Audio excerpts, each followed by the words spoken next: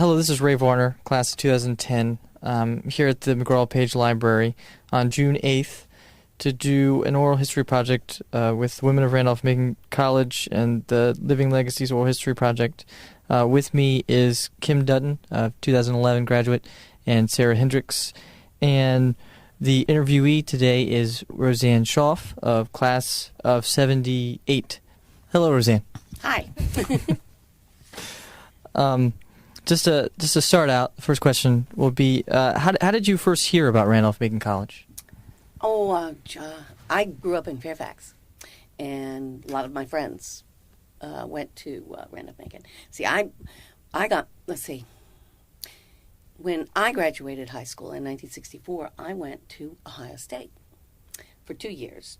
Then left and ended up getting married, and then my husband was a medical student, and we had 2 kids, and so I kept thinking I was going to go back to school and never did get around to it. So finally, when we settled here for his practice, I said, Randolph-Macon, yes, I can go to Randolph-Macon and finish my school, which is what I did. And I came here in 1976. Yes, we moved here in 75, and then in 76 is when I started here. But I don't know when I first heard of Randolph-Macon. Everybody in Fairfax knew about Randolph-Macon, so it was just something a lot of the kids came down here. Had you ever considered it before you came to the area? So when you decided on Ohio State, had you? Oh, Randolph-Macon was a men's college. I couldn't go to U of R. I couldn't go to, well, when U of R is Richmond College then. I couldn't go to UVA. I couldn't go to Randolph-Macon, men's college. But I was accepted at Madison, which was a women's college then, and I was accepted at West Hampton, which was the women's side of Richmond College. But I was also accepted at Ohio State, and so I decided to go there. Okay. Can you tell us about the first time you saw the campus? Was there a first trip to campus? Yeah, I'm trying to think. When we were interviewing for Jerry's job, Jerry's a pediatrician, and he was interviewing for a job down here, and they took us around, drove us around town, and we, of course, went through the campus. They were trying to show the nicest parts of the town, and the campus is like the town's very own big park. What were your impressions? It was just adorable. It was a cute campus. It was with the old buildings, and it was just really pretty. And the old buildings faced the railroad tracks, which was really unusual. Just like the downtown of Ashland faces the railroad tracks. It's just, you don't see that very often. Okay. So you'd mentioned... Wait. There's one thing I want to say. When they were taking us around the town, they tried to avoid the railroad tracks. So I had to I'm remembering this. I had to discover later that the original campus was facing the railroad tracks. I had to discover later that there was a downtown that faced the railroad tracks because they were taking us out, in all the nice little neighborhoods, but they were avoiding the railroad tracks whenever they could because they thought the people interviewing us didn't understand Ashland, and they thought that would be a turnoff. Isn't that funny? Of course, now we know in Ashland and for Randolph-Macon, the railroad tracks are a river. Some cities have rivers that go through them, and for us, it's the train that goes through it. It's an attraction.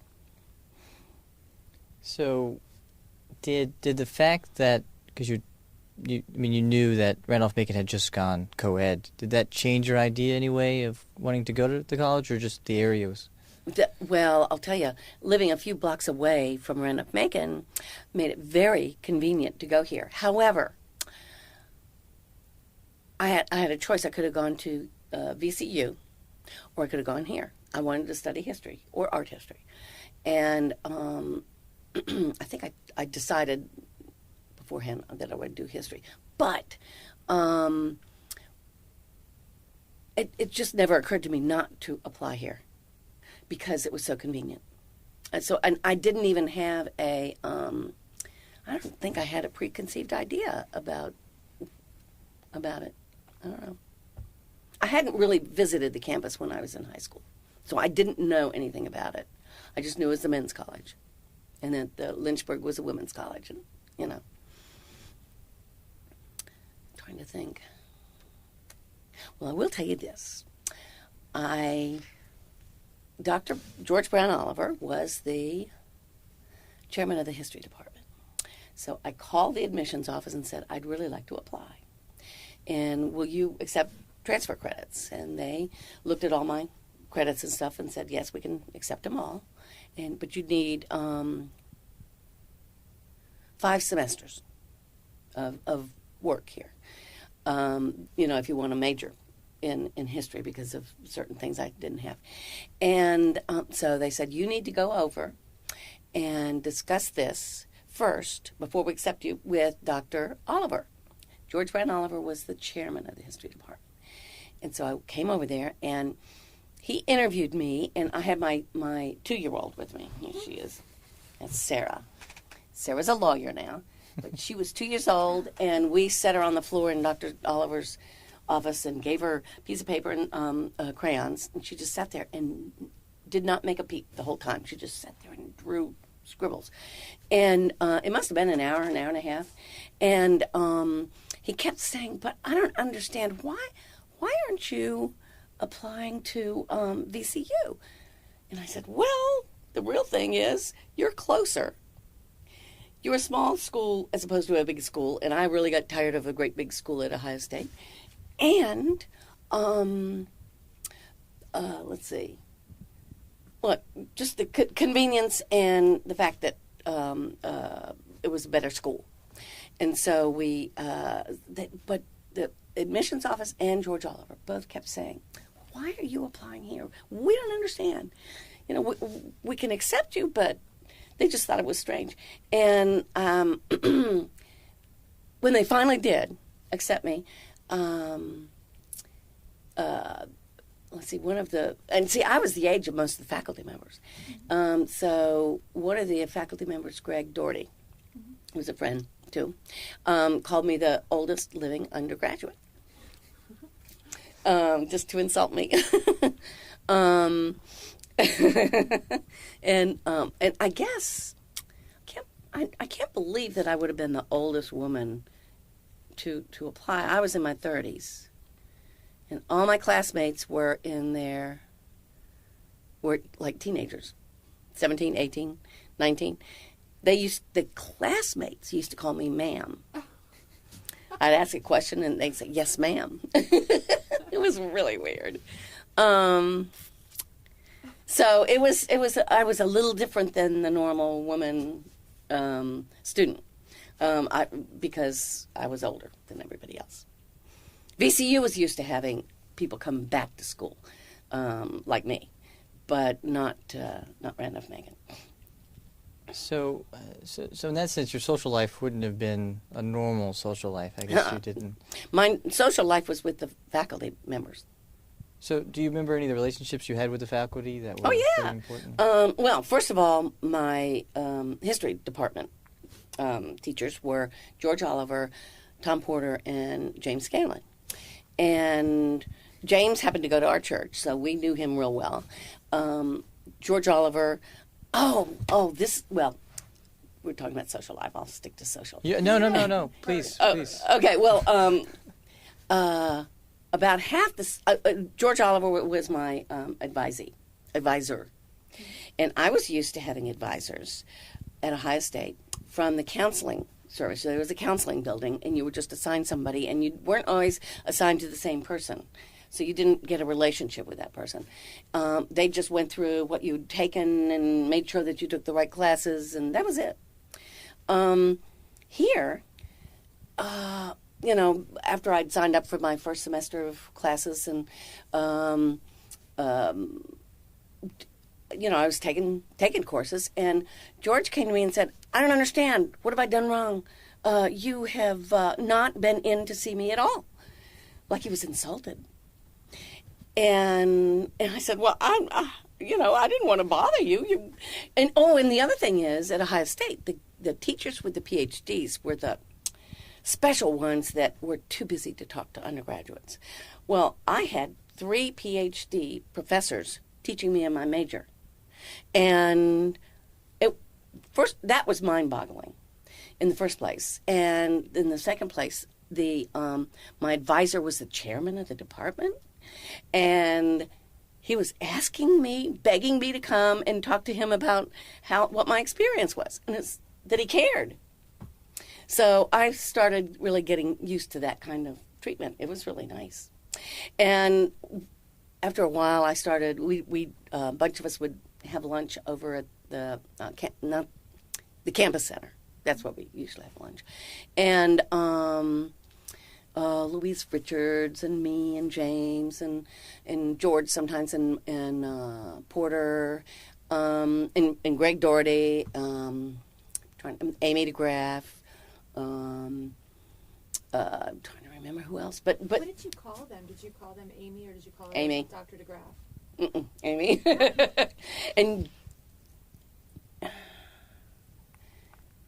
And I called George, and James. I don't know.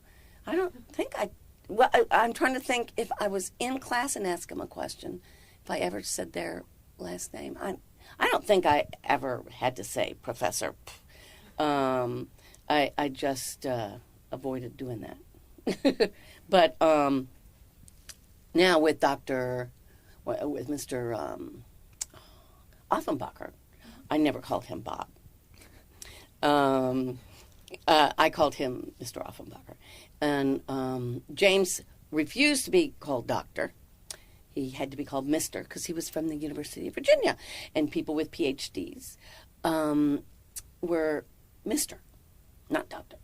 So I don't know what that convention is. And he also said that doctors were just glorified surgeons or something like that James Scanlon would say, as an insult to my husband, of course. And let's see. So a lot of times we would eat over there and just sit and talk and joke. And then James decided to build a house in Caroline County, and so we decided to have a housewarming party for him because he wasn't going to. So a whole bunch of us got together and we went out there, and George Oliver made May wine, and we all brought food. And for a long time after that, every May, after graduation, we would go out there and have our May wine party. Amy was there. Amy and her husband were there, and Bruce Unger. And see, Jerry was a pediatrician for some of these people's kids. Like the Unger kids went to Jerry, so he knew them from a different association. So that was my social life was with the faculty members. And the Watsons, they were not part of that group. They were part of a different group. But the Watson girls and my daughter all went to ballet together. We ship them into Richmond and back and forth. And we all lived close together. So that was my neighborhood group of friends, and then there was the faculty group of friends. So it was nice. It was really fun in the early days. So what did you do on campus in terms of groups or activities with the students? We one time they invited me to a beer party over at Mary Branch. I went just to see what it was like, and kids were just sitting on the steps inside drinking beer, and it was like, oh, great fun. So I just stayed a little while and then left. That was back. That has to have been before they changed the drinking age. Mm-hmm. 83 or something. Yeah, because it was a great mistake to change the drinking age. It was an easy break between high school and college. You're supposed to be grown up then, and also during the Vietnam era, they had changed it to 18 because those guys were going off to war, and they complained that they could serve their country and risk their lives, but they couldn't drink a beer. So they changed the alcohol age to 18, which I think they should change back. But of course, nobody can advocate that without having their reputation ruined, especially not a college president or a dean. But I really do think it ought to be changed. It became very difficult on campus. I do remember that part because I later came back and worked for the development office, and it just became very difficult to separate the kids that could drink and the kids that couldn't, because some of them turned 21 while they were in college, and it was awful. But anyway, and I'm wandering. Social life with the students. It was mostly in class. It was like I did Jan term once, and we had to team up. We had to have teams, and so I worked with several kids. Bill Sherrod and what was his name? He teaches now at the high school. Let's see, Bill Sherrod. I don't remember the rest of them. I only remember the ones whose parents I knew. But it was with Carl Baskin, and it was about China. It was Chinese archaeology, but we weren't digging. We were just doing research on various parts of the Chinese culture, which turns out to be really handy because now my son is married to a Chinese girl who went to Randolph-Macon. Anyway, so I didn't do a lot of socializing with the students because the way the students socialized was after class here, and the way the faculty and I socialized was either at lunch or at home or parties or whatever. Another thing we used to do. Fridays, George Oliver would make whiskey sours. And so a bunch of us would cram into his tiny little office it was probably as big as this room, but half of it was taken up with bookcases. And then there was his desk, and there would be like about 6 or 8 of us in there. It was, it was really funny. But sometimes my husband would show up and have his whiskey sour, but that was a lot of fun. Were you involved with, I believe seeing a picture in the yearbook, you were with the Washington Frank Society? Oh, yeah, mm-hmm. So can you say anything about that? Yeah, we had lived, while Jerry had served 2 years in the Navy, and he was serving in Boston. And so we ended up renting a place in Salem, Massachusetts, which is and we rented a place in the historic district, which is huge. It's as big as Ashland's. And so I just got really interested in historic architecture, and all of our friends were involved in renovating their houses or whatever. And so I moved here and got very interested in all the old Victorian houses up and down the street and all the old Victorian buildings on campus, and got interested in the history of the school. And when we found out that the Board of Trustees had slated Wash Frank Hall, Pace Hall, and the Old Chapel for demolition, and they were going to, and Pettyjohn Hall, which you don't know about, but they had just torn down the old gym, and everybody was up in arms about it because they wanted to put the campus center there. And so they put the campus center there, but people were really, really furious about it. It had become an icon, and really important to student life. Wash Frank Hall, nobody could go in because it was too dangerous. Only the first floor of Pace was being used, and Duncan Memorial was getting, the chapel was getting really derelict too. So we formed this group and decided we were going to save Wash Frank Hall, and we had bake sales. And and I think we did a celebrity auction once, which it was like things like faculty members would offer dinner at their house, or I remember that this was so funny. Richie, you have to understand, Richie and Sue Watson and their children all have this really funny sense of humor. And Richie and Sue were there, and they had their two little girls that were even younger than my 2-year-old. And they were just adorable, and they wore little smock dresses, and they had curly hair.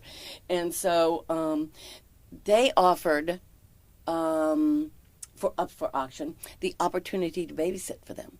I just thought that was so funny. I remember Richie holding them up each by a hand and saying, "Okay, you can babysit for these two." It was really funny.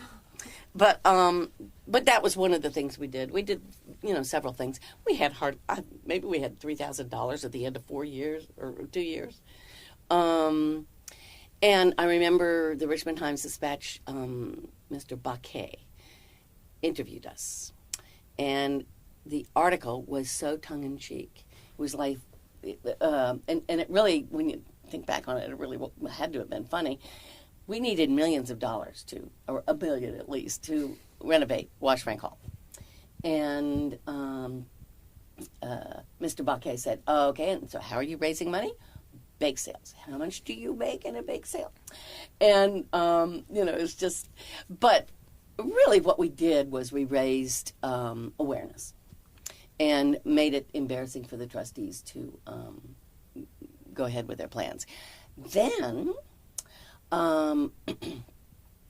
later, like at 80, I can't remember what it was. At some point, the Department of Historic Resources asked permission to put the 3 old buildings on the National Register. And we have a historic district in Ashland. That came later. But the 3 old buildings are their own district. It's a 3-building historic district because it's the historic college campus. And then, when I was working for the department, Randolph Macon's development office, I was given the opportunity to write a grant proposal to restore it. And Jordan Wheat Lambert was the first, was an early student. He was responsible for building the building. It's 1877. Yeah, and no, 72. Sorry. Yeah, but he, I think it's his granddaughter, is Bunny Mellon, who is the daughter of Paul Mellon, and she had a lot of money. She did not fund it because I wrote a grant proposal. She funded it because Bill Gibson and some others went up and visited her a lot and begged her for the money. And so she said, "Okay, write me a grant proposal." And so we gave her the grant proposal, and then she used that to trigger her foundation, which was the Lambert Foundation, to give us the money. So, Of course, she's in the news these days now. I know she is. Well, anyway, so it came full circle. So it was, I felt like writing a letter to Peter Baquet and said, "Ha, ha, ha, ha, ha." We did do it. And then later they put Old Chapel and Pace Hall on the capital campaign, and they started asking for money to renovate those because Wash Frank Hall was so successful. People really enjoy it, and it's a showpiece on campus. It's a small reception hall up there, so they can, it just ended up being a gem, which, of course, we students in Wash Frank Hall, Save Wash Hall Society, we knew that already. We just had to convince the administration. So, even as a mother of children, Mm-hmm. and being an older student, did they still make you take PE classes and pass the swim test? I don't remember. I think not, because I had taken so much at Ohio State. I don't think I took PE classes here. Gosh. What were the restrictions back then in 71?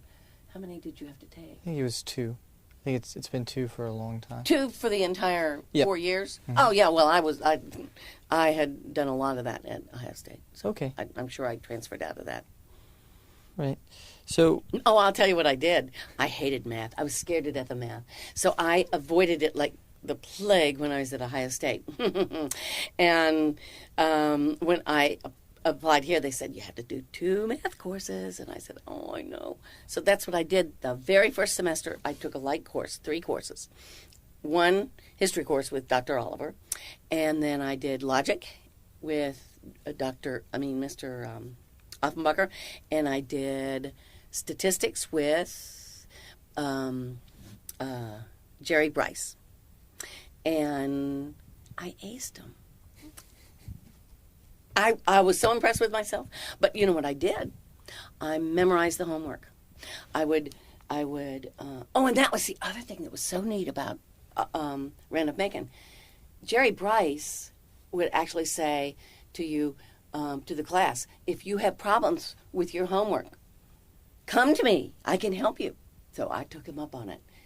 And the class was Monday, Wednesday, and Friday. I was on in his office every Tuesday and Thursday, and because I couldn't do the homework.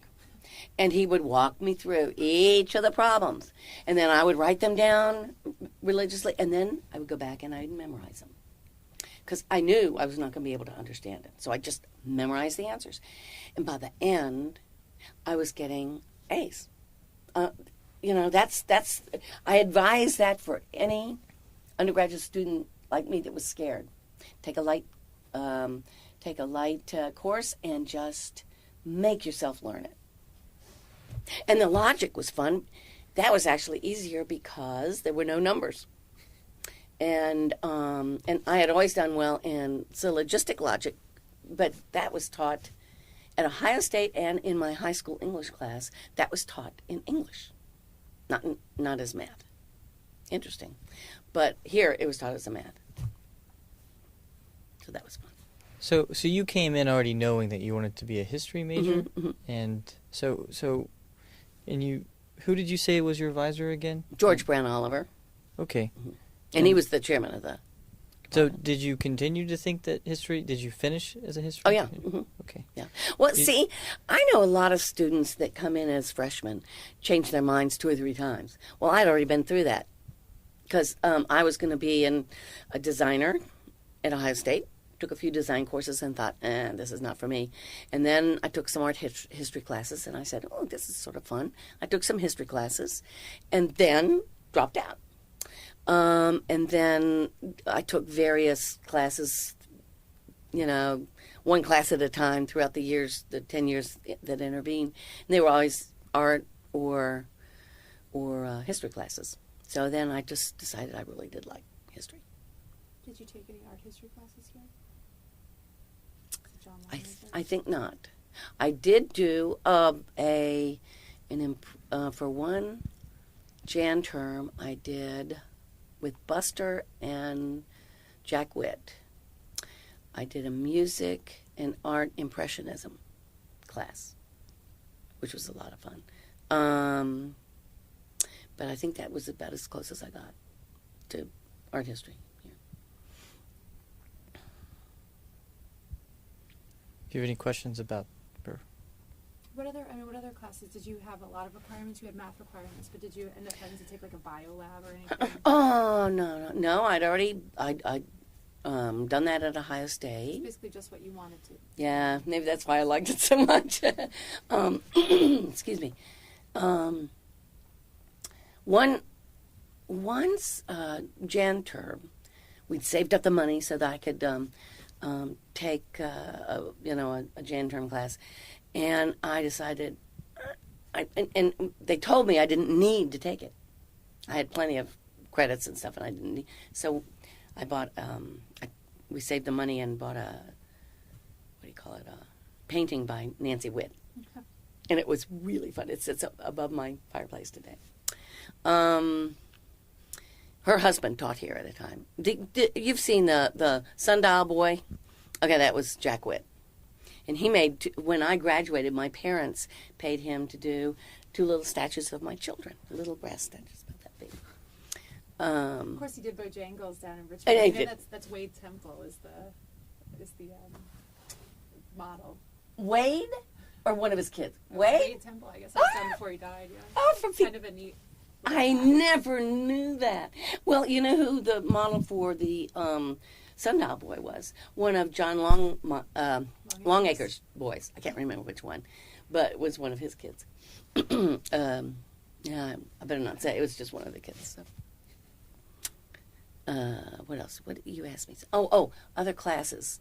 English. I took one time. It was really fun. I was taking James Scanlon's 18th century American history and Marsteller's 18th century English literature.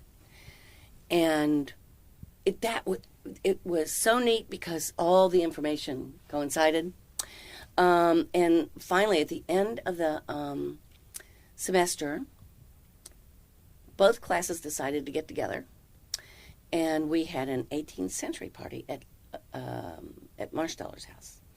And I did the research to figure out what kind of food they would eat. And all they'd eat was roast beef, peas, no salad, no nothing else. Roast beef and peas and maybe potatoes. And then after dinner, the women would have left the room, and the men would have cracked nuts and drunk Madeira wine. So I went up to a liquor store up in D.C., and we found just the right Madeira. And so we had that. And then the party sort of broke down after that because Marsteller turned on it's sort of karaoke for instruments. You know, it's the background music and you can play your instrument. And he played the saxophone. So he played the saxophone to his jazz thing, and we all danced. It was really fun. And my kids were there, too. And because his kids were the same age as my kids, so that was fun. And I think we embarrassed the students. I bet. Mm-hmm. Any more questions about? Let's see, other classes. English. I never. These are my regrets. I did not take a linguistics class from Mr. Who taught that? The curmudgeon. Proud to be a curmudgeon. I was going to say James Scanlon. Just kidding. Yeah. No. No. I'll think of it in a minute. And let's see. I'm sorry I didn't take a linguistics class. I just ran out of time. I'm sorry I didn't take Tony's. I forgot her last name. Class in theater. I'm sorry I didn't take an American literature class from Richie Watson.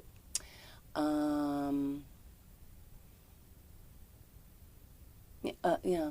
But I'm glad I took the Early Republic seminar from James Scanlon, and the Weimar Republic course from Tom Porter, and I loved George Oliver. I liked all the ones I took from Gilded Age with George Oliver was great, and I'll tell you, they didn't really teach the 1860s. And I was an American history major. George had grown up in Ashland and had it shoved down his throat. And he was an integrationist from way back, and he just was not going. And he didn't like the way everybody used to teach mid-century history, which was just battles and white men and that sort of thing. And he just refused to do it.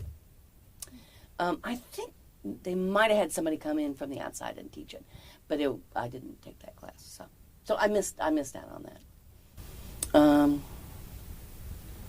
Sort of an older student who was kind of looking in on the students in particular. I mean, since women were so new on campus, did you notice any, growing pains about that? Did you hear the faculty? Oh yeah, talk about it? I think that Mr. Offenbacher was very displeased. He dealt with it though, and he was very polite to the girl students. But I do know that from my professors, friends, that he was not in favor of it at all. And I think there were a few others that were like that, but they dealt with it. Besides, when we moved here in 1975, the economy was bad, and they were worried that the school was going to have to close down. They had fired a lot of the professors because they didn't have money to pay them. And it was sort of a really bad approach to fiscal discipline.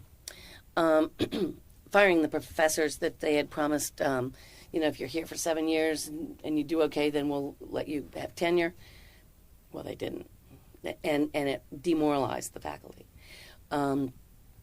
So finally, I think they changed people on the board of trustees, and the president left, and a new president came, and that was Liddell Payne. Liddell Payne had a different attitude about how to pick things up, and the economy was improving. So Liddell was just very positive, and his wife. And so from that time on, it just started picking up. And, the college has had its ups and downs, but I don't think it'll ever close down. Knock on wood.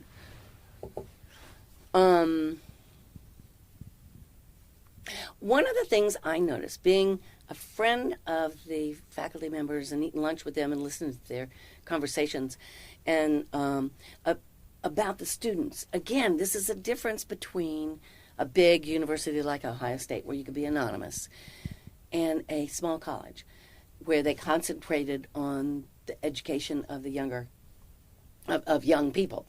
They would say things like, have you noticed Jim Jones? He just seems to be moping an awful lot, and he just hardly pays attention in class. And I wonder what's going on with him.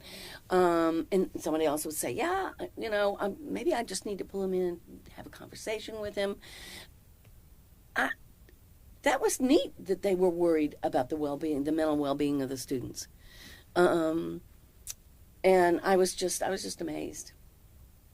Again, that was the difference between a small undergraduate college, and the fact that all their teachers were PhDs was just mind-boggling. In 2 years, I had one PhD that taught a small class. I think we had one our geology professor, where it was in a classroom of 200, and then you broke up into smaller sections for your labs, but those were graduate students that taught you.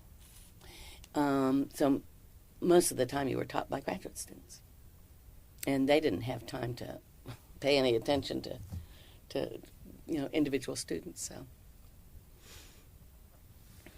I'm trying to think if there's anything else.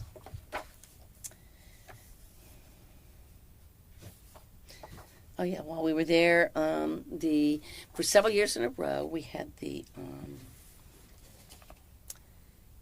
Preservation Hall band come. And they set up in the gym, and they would fill the gym. People would come from all over, and they'd end with marching around the gym, and everybody come down from the bleachers and march around with them with umbrellas and whatnot. Second line. What? It's called the second line. Is that right? Mm-hmm. Oh yeah, because you were down there. You knew about that. I'm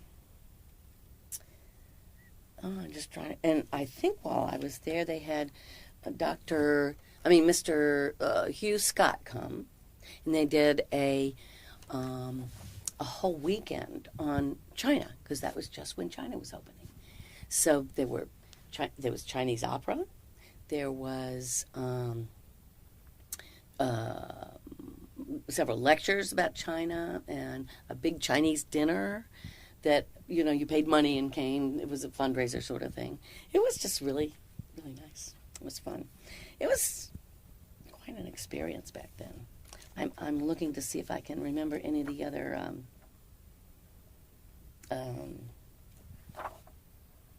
experiences here. Oh, one guy I graduated with was, he grew up here. Actually, he was the nephew of, or cousin of George Oliver, Steve Oliver. That's right. That's his mother's. His mother was an Oliver. Steve Steve Owens. He's now a lawyer. He was in a lot of the plays, a character player. And when my son was in 5th grade,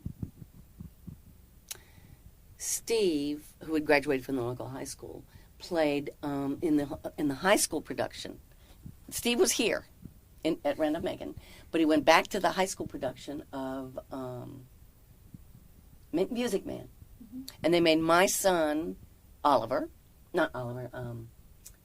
Winthrop, and it was the high school productions back then were sort of community theater, because they'd pull in people from the community to do them.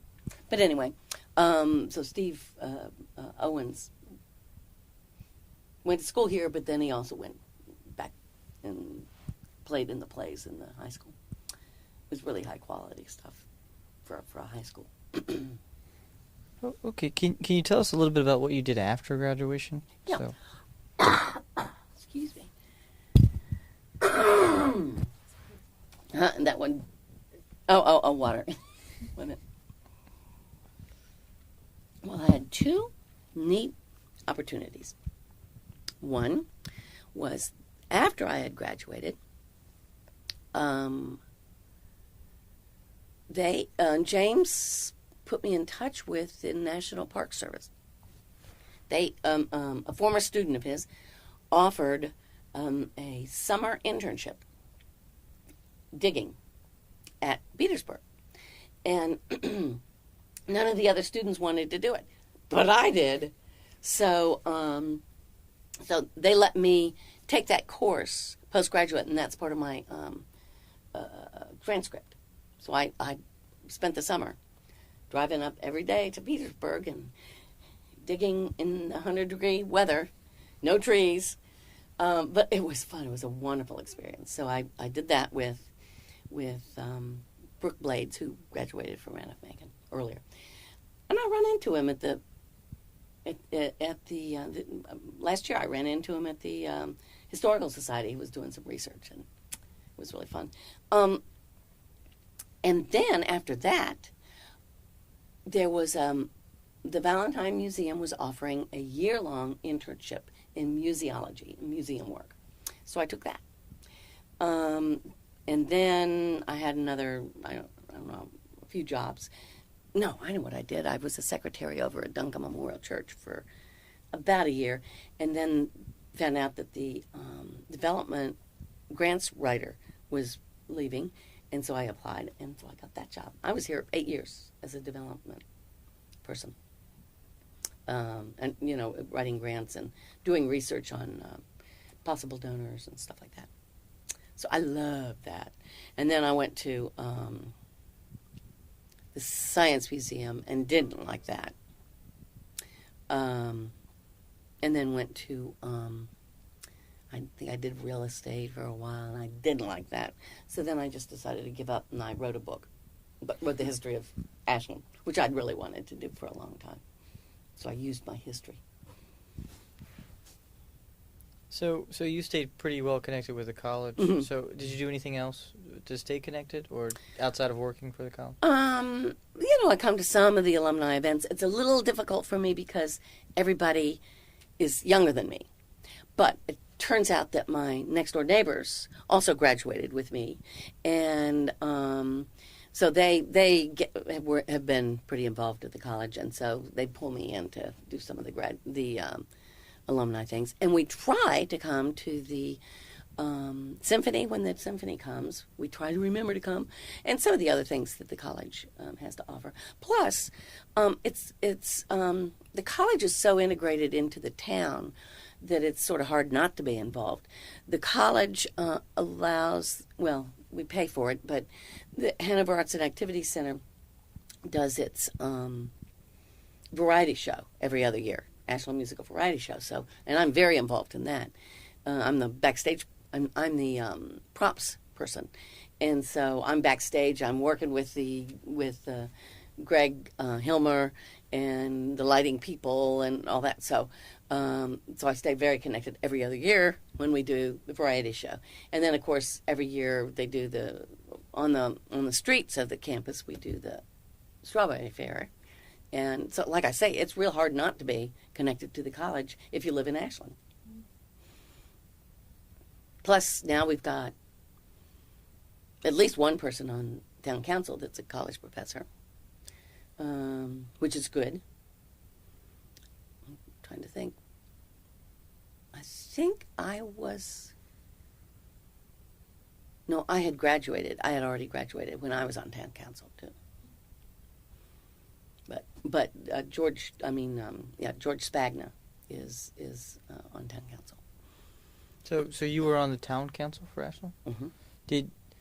Do you think that having graduated from Randolph-Macon helped you in any way in that position? Or it gave me a sense of the history of the town. And when I did the work at the Valentine Museum, the history work there, I learned a lot about preservation. And when I was in Save Wash Hall Society, I learned a lot about preservation then, about why they should be preserved and ways they could gather money to do it. So I got really involved in the history that way. So that made me interested in planning, development of the town, trying to keep the town from developing in a way that turned it into a huge sprawl. But I was also affected by my growing up in the town of Fairfax. Fairfax just was obliterated, basically, from the bad development up there, and I was real worried we would do the same here.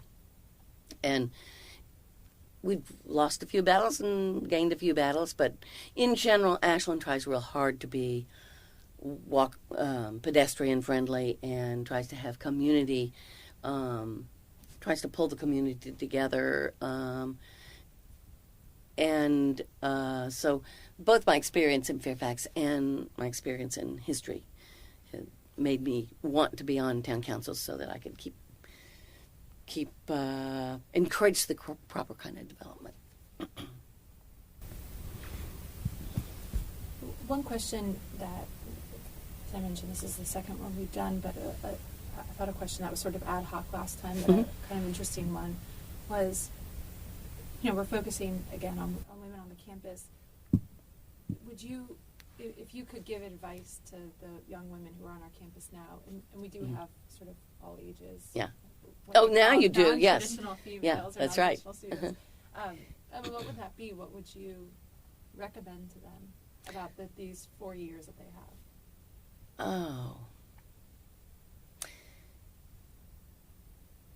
Number one, don't worry if you don't have a major. It'll come to you. Because too often you are not exposed in high school to all the possibilities out there. And when you get into college, you're taking classes and discovering things that you didn't know were possible. Number two, don't choose a major because you think you can turn it into a job. Don't major in business because you want to own a business. Major in one of the core liberal arts, and you will, and it will all come to you. Maybe take a business course if you're going to run a business. Maybe take a computer course because everybody should have a background in computers. But don't think about it in terms of job. Think about it. These 4 years are for you to expand your mind, and that's what's neat about the American college system. But for women specifically, don't think that getting married will allow you to escape from your parents. Which is, now that might just be my generation. We graduated in the 60s, and you didn't go live on your own. You had to get married, and then you moved out of your parents' house. But some people will still do that, still think that, well, if I get married, I can, that makes me a grown-up and I can escape my parents. But don't do that. And when you're finished with college, live on your own. Just on purpose, live on your own. Let's see. I'm trying to think some of the other girl things. But I think that would be it. I don't think boys do that. I don't think boys ever thought that, well, if I get married, I can escape my parents. But I know women used to think that. So. Is there anything else you would like to add? I'm trying to. Any sort of stories that we haven't asked specifically about, but maybe about colorful characters, interesting figures on campus. Oh, well, like James Scanlon, Mm-hmm. who, and actually, all my professors were characters. The history department just somehow attracted them. There's another class, I'm sorry, I didn't take from James. It was a J-term class, and it was, and I don't know if he still does that. It was a J-term class, and it was Revolution. Mm-hmm. Do you remember that? I've heard about it. I Yeah. don't think He all the correspondence. First of all, separate you, right? yeah, he would separate you from the two camps, and then all the correspondence that went from you to anybody, whether on your side or the other side, had to go through him, and he would hold on to some of it and send others of it, and then send the other letter later, because that's the way it happened. He had the kids over the Christmas break. He assigned your Lord North, your King George III, your whoever, and you had to read up on that character so that you could play that character. It was really creative. And I'm sorry I didn't take that class. It was hard, but it was creative. I think what happened was I just didn't, he didn't do it every year, and I just missed out. I remember when Ira Andrews, who was a dean here, and Jay Pace, who was he became the editor of the Herald Progress, but before that he was a student here, and then he went over there and worked for a while, and then he became the editor. But at the time he was working at the Herald Progress. And Al Acey, who was a psychology professor here, and various, a chemistry professor sang baritone. They had the barbershop group, and they were very good. And they sang in Music Man for my son. But they were very good. They just sang all the time together, and they just got good. Now I know this is missing.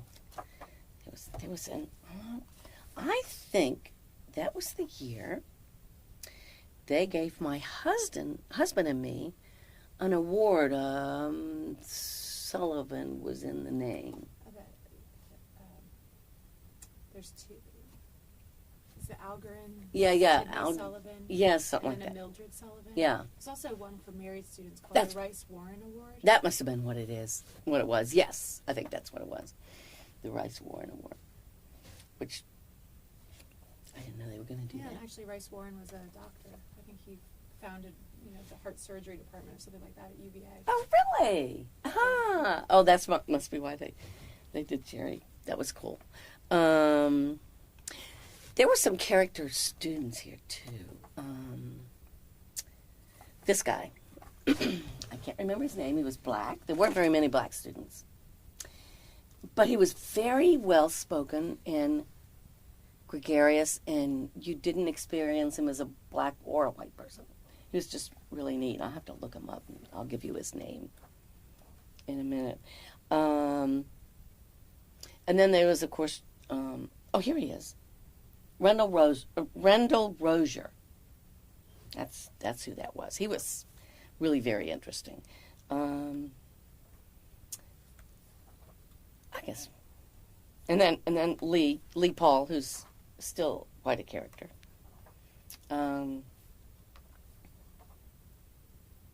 So were you on TV when they did the Good Morning America or whatever? Oh, yes.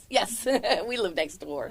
So, yes, they did the weather report in our front yard. It's exciting. Yeah.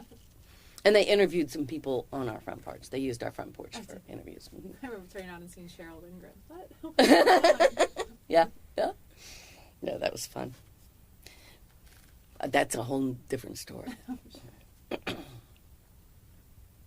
you a member of the Women's Club of Ashland? Yes. And that came out of all the people I knew at Randolph-Macon, the wives, who were, in 1896, I think, several college graduate women who lived in Ashland, and the president's wife, Eppie Duncan, and they got together and decided to have a literary club. They call it Current Events Club, is what they called it at the time. And then they eventually called it the Women's Club of Ashland. And so there were a lot of these clubs. I did the history of it, so I know. There were a lot of these clubs all over the country. It was a way for women, because women didn't work much unless you taught. And you couldn't teach unless you were unmarried. So it was a way for women to keep their minds going. Married women or unmarried. And we meet once a week. We still do this. We meet once a week from October through April. Each of us takes a turn and we present a paper to the rest of them. It's like a term paper. It's like forcing yourself to do a term paper every year. And at one point, most of these clubs joined the Federated Clubs, Women's Clubs of America. And those are clubs where you do nice things for other people. And we don't. We only do nice things for ourselves.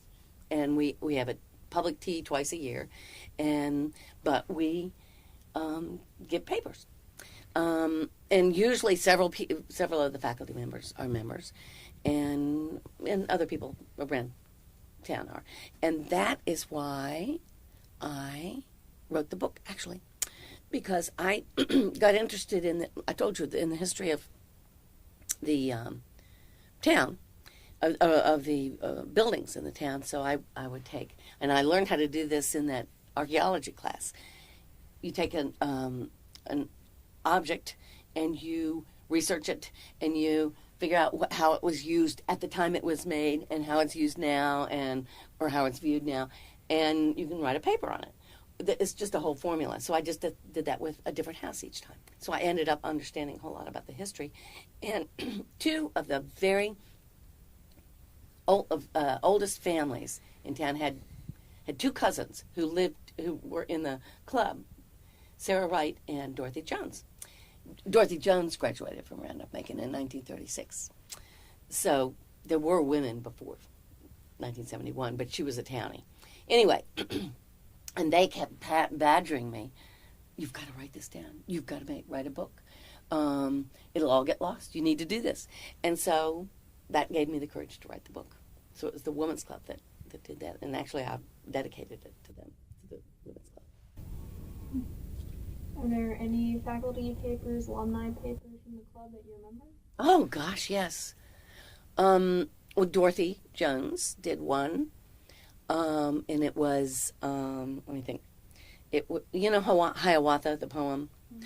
It was the history of Ashland in Hiawatha stanza. Mm-hmm.